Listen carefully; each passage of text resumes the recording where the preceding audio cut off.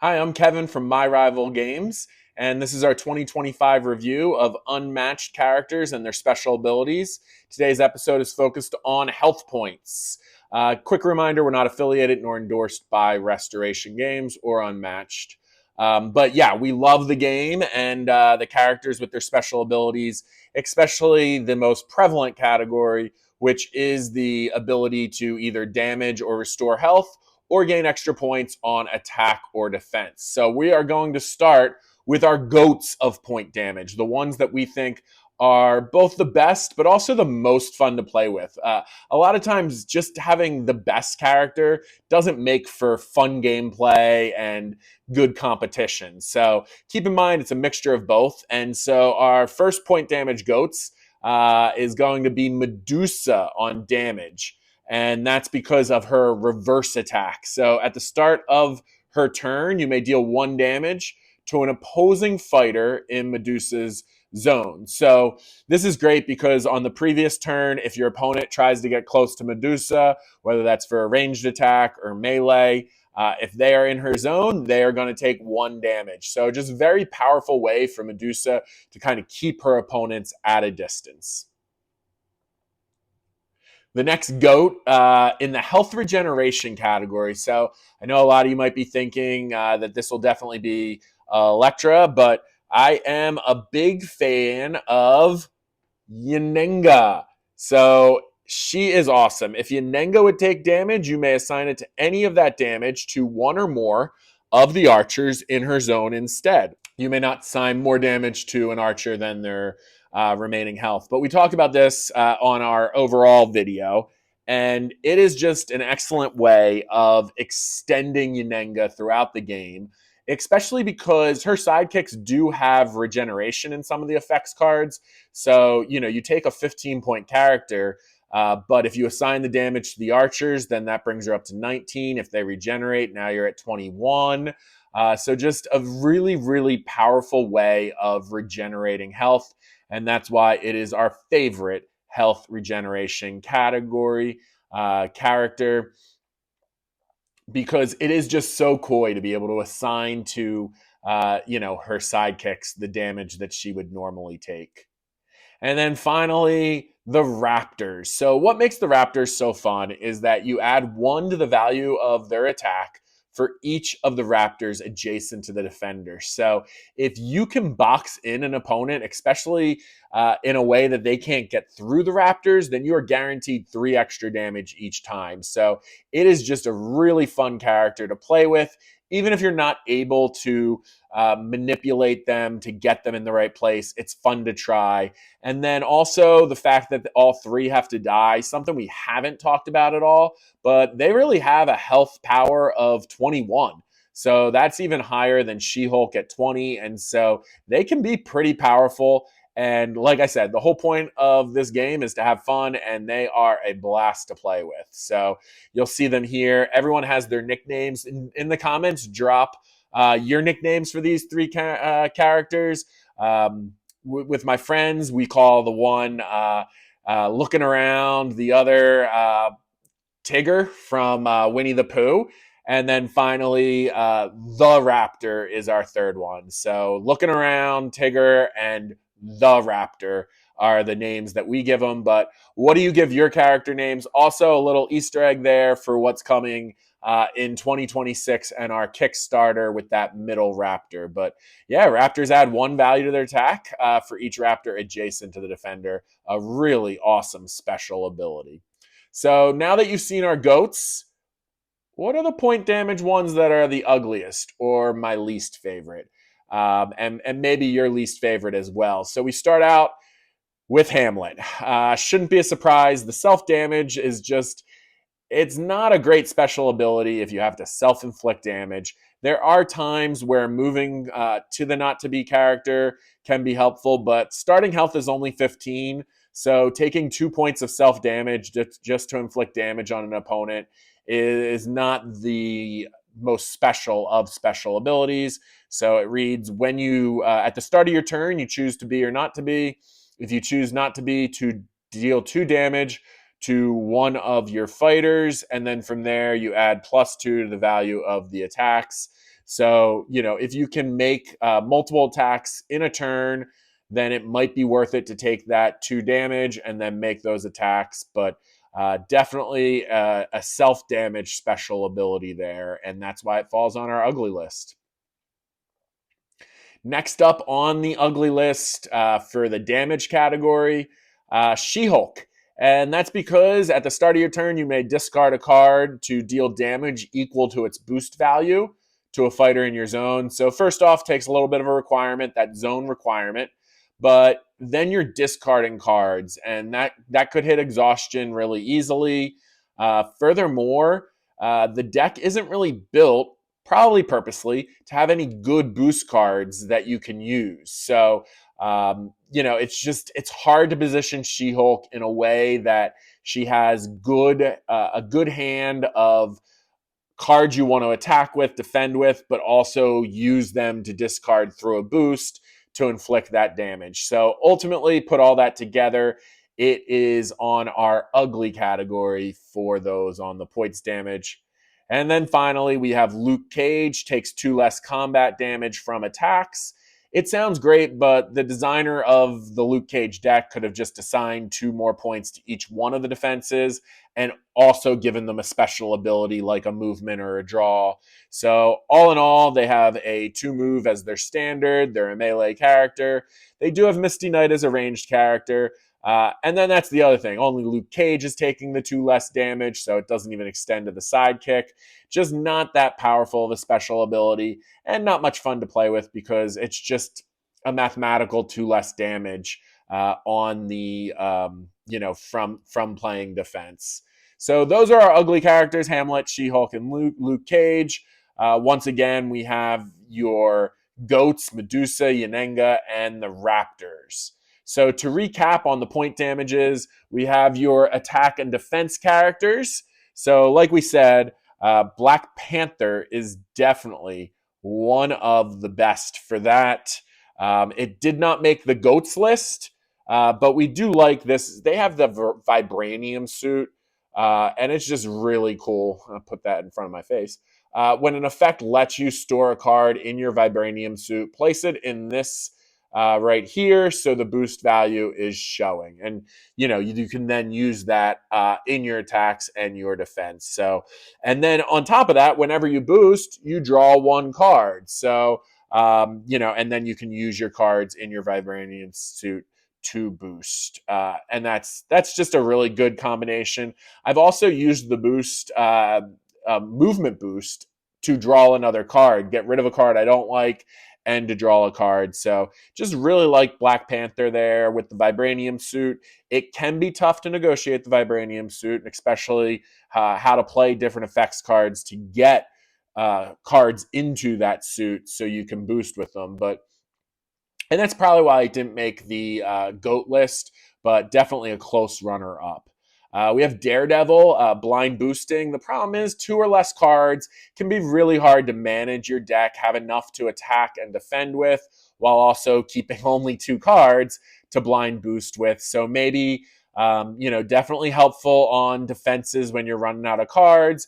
And if you can play it well, maybe on your second attack on a turn, puts you down to 2 cards where you have some defense cards ready to go and you can blind boost from your deck.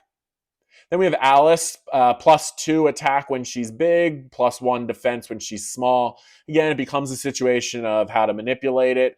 Beowulf, have to have him enraged to then use the card values. Yennefer, you have to choose between Yennefer and Triss. So if you choose Yennefer, you can boost there. Eridan, if the sidekick's dead. And then Moon Knight, if you have that character that's on for that turn, +2 on the attack, +1 on defense. Those are all pretty neutral. And then we have Oda Nobunaga. I've been trying to practice saying it before I came on today here with today's episode, so I'll try one more time. And that is interesting character and special ability from Oda Nobunaga. Oda Nobunaga. And she gets +1 to, she gives to the friendly fighters in her zone a +1 on attack or defense. And, the tough part there is that you are trying to make sure that the hero doesn't die, starting point of 13 health points, and the attack doesn't help her. But more importantly, the defense doesn't help her. It only helps the friendly fighters in her zone. Excellent card, though, for 2-on-2 because your sidekicks are part of the winning formula for a 2-on-2. Plus, you can keep the other heroes and sidekicks fighting with +1 on their attack and defense if they're in the zone there. So, highlight that as probably a really good GOAT for 2-on-2, but for 1-on-1, probably the opposite there. And then some other attack and defense cards. Like we said, Luke Cage +2 defense, both boring and just not a good special ability. Invisible Man +1 on the fog token, so not bad. Especially because it's easier to have +1 on the defense than on the attack because you can just sit on a fog token for that extra defense. So Invisible Man, kind of a decent special ability there on defense. For attack, we've talked about the Raptors. Golden Bat +2 if you haven't maneuvered on a turn. The difficulty with that special ability is you're going to have most opponents retreat, so that Golden Bat has to move to begin their turn. Annie Christmas +2 if less health than a defender. With Annie Christmas, the good part is she doesn't have a lot of health to begin with, so she'll probably start with less health, but then this becomes this up and down where if she does attack and brings the defender health down, you no longer get that +2. So it'll usually go back and forth to the end of the game. So it's definitely hard to manage that to get that advantage of the +2. King Arthur, basic boost. Dr. Jill Trent, very interesting character. And when we go through the characters that have multifacets to them, we'll get into it more. But if you choose to use the boost and the card value is less than the opponent's card face value, then you're able to boost with it. Ancient Leshen the hero, +3 on subsequent attacks. So this is similar to Golden Bats, like what happens in the beginning of the turn influences the next part of the turn. So if you've already attacked once, definitely use your bad attack card, then +3 on subsequent attacks. And I'm pretty sure this can't be feigted. So it is great if you can do multiple attacks. But the reason I compare it to Golden Bat is because you will probably have opponents retreat so that you can't get 2 attacks in on a turn because they know that +3 is on subsequent attacks. And furthermore, Ancient Leshen can only move 1. So they're going to be needing to boost into their moves and somehow gain an action. So it's just very tricky to make that happen if an opponent is aware of it and understands the retreat that needs to happen with it. And then you have Muhammad Ali stinging like a bee, gets +2 on the attack if they choose to take it that way. Hamlet, the not to be, again, it can be used really well, even though it's one of my uglies. It can be used really well if you have some good attacks, can gain some extra actions, and really make that -2, that 2 self-damage on a turn worthwhile with multiple attacks. And then finally, another one, if the sidekick is dead, Achilles becomes more powerful by +2 each attack. So you want to save up the attacks for later in the game when the sidekick is dead. So moving into damage, we talked about Medusa +1. That's a GOAT. In my last video, I talked about Toma as +1 to opponent leaving her zone. So I think I have Toma's card somewhere here. Not sure where it is, but it's just a really fun one that we've talked in other characters with attack, Golden Bat and Ancient Leshen, where retreating is a skill that's going to be used against you. With Tomo, if they retreat and they leave the zone of her, then they're going to get hit with a 1 damage. So it's just kind of a fun little special ability. And then we have Triss. Do you choose Triss or Yennefer? And then you have the other as a sidekick. But if you use Triss, adjacent schemes are +2. Personally, the schemes are kind of a special ability in themselves. So adding that too, I'm not sure. I probably am more of a Yennefer with the boost than using the 2 damage that are associated with the schemes. But they both have their merits, and definitely it's not ugly, that's for sure. I mean, if you choose to use it, it can be a fun little way to keep inflicting little damage bit by bit on the scheme. And then you have Dracula, +1 of damage to start the turn to one adjacent fighter. But if you know by now, there's a mantra here, just like the defender always resolves first. With something like this, with an adjacent fighter getting 1 damage, they're going to retreat. So a lot of characters here, their special ability will just force the other to retreat. And then it makes it harder for you to attack on your turn without having to maneuver.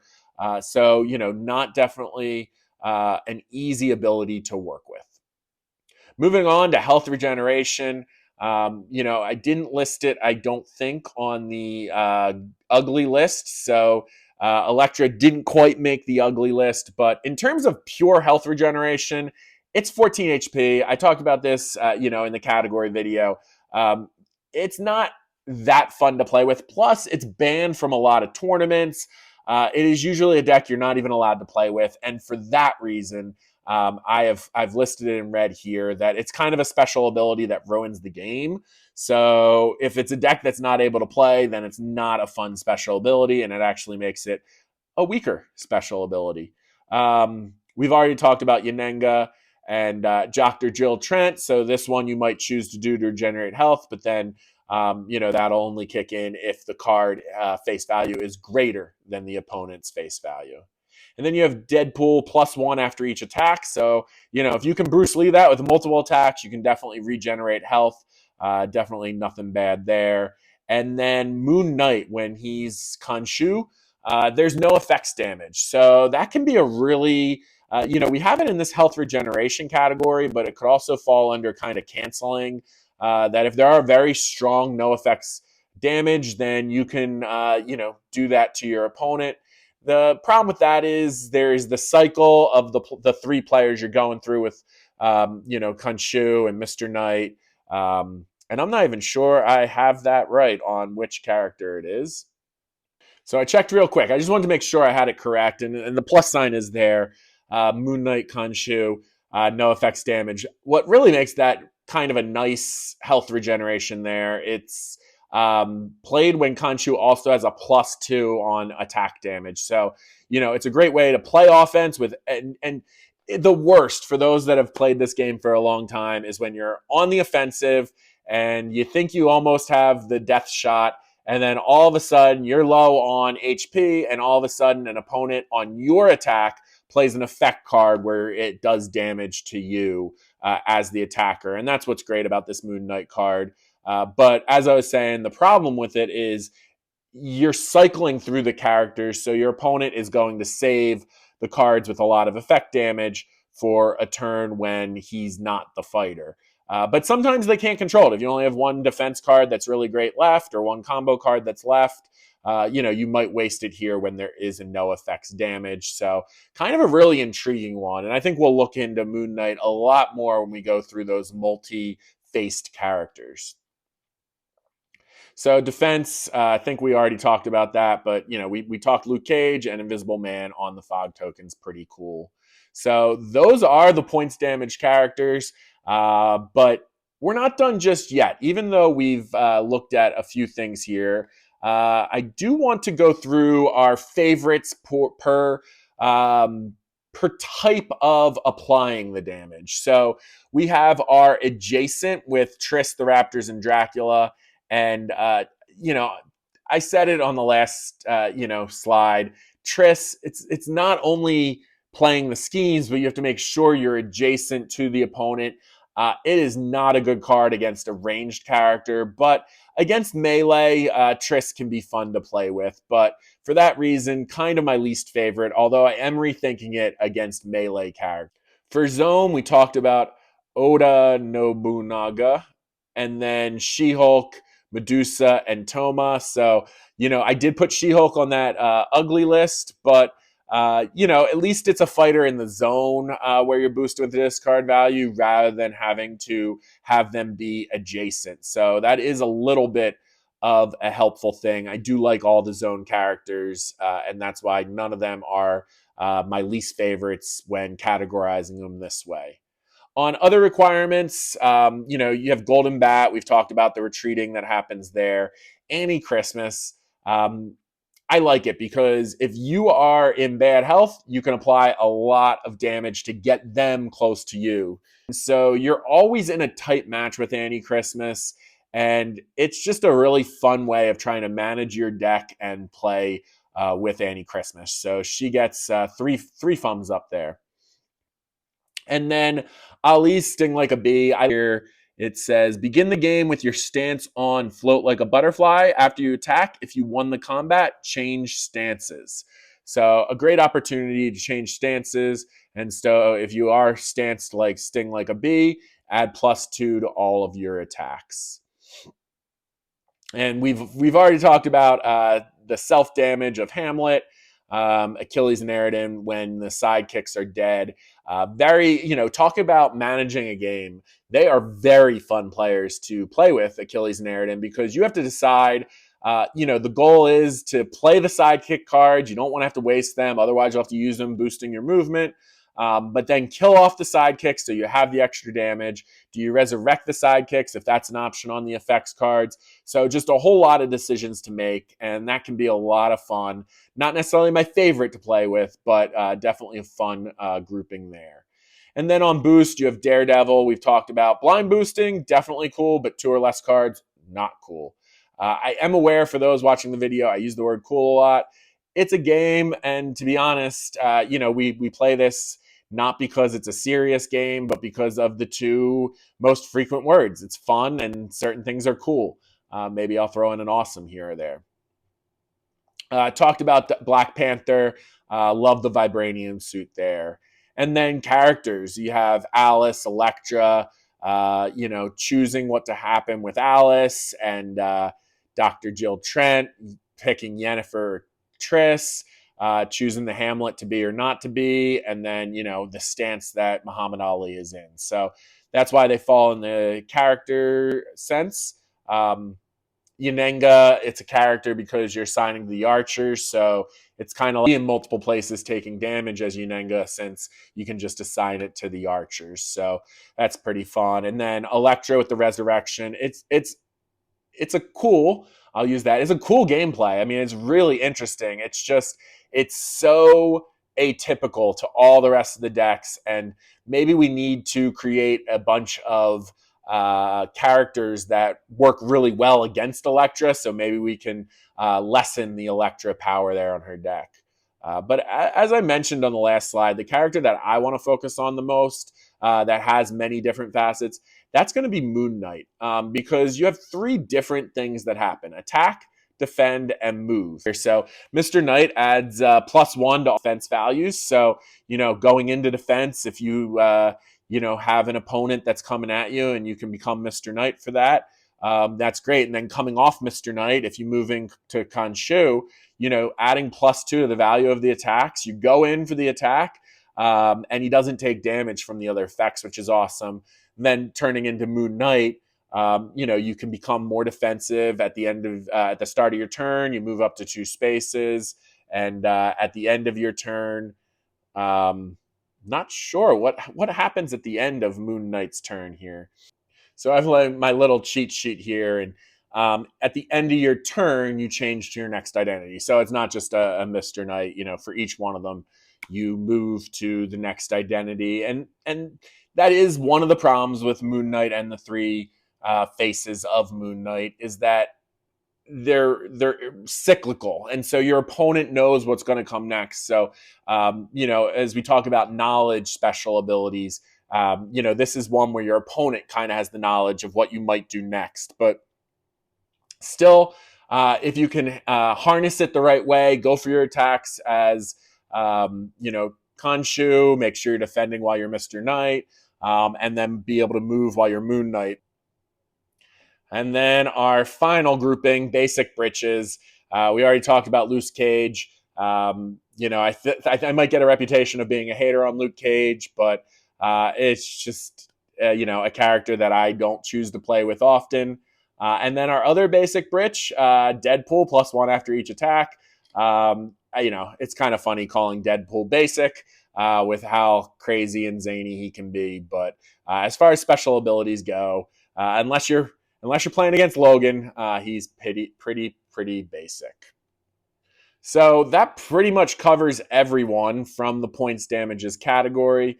But we didn't cover those that have many multiple abilities. Certainly, a lot of point damages can be afflicted from the tokens and the conjuring of different powers, from like a Pandora's box or whatnot.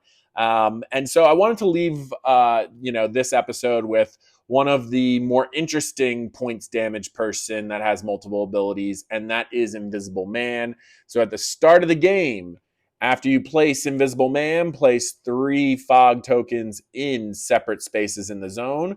When Invisible Man is on a space with a fog token, add 1 to the value of his defense cards, and then Invisible Man may move between the space with fog tokens as if they were adjacent. So, those fog tokens kind of interesting. You stand on them. You can use them as +1 for defense, but you can also retreat with those fog tokens to a different side of the board and kind of just move around the board in different ways. And so, although the +1 defense isn't super powerful as a special ability, it is a very, very fun character to play with between the +1 and the moving and the fog tokens. So that's a wrap on this episode. But, thanks for watching and really appreciate your support. So subscribe and like this video. And as we mentioned, there are some special characters coming out soon from My Rivals games. We're going to be doing a Kickstarter, and in 2026, we're going to be releasing a couple of new characters. We got this little pig, and we got this little bear. We're going to have an owl, a donkey, a jumping tiger. So that's what we alluded to there on the raptor. So we'll have that character. We're going to have some kangaroos. It's going to be a blast, and we really look forward to your support. And these card decks will interface really well with the game we reviewed today. So you can play characters from My Rivals with characters from the set that we reviewed today. And it'll be a whole lot fun to introduce new characters into this universe. So stay tuned for more from My Rivals games. And stay tuned for our next episode on different special abilities in detail. Thanks again.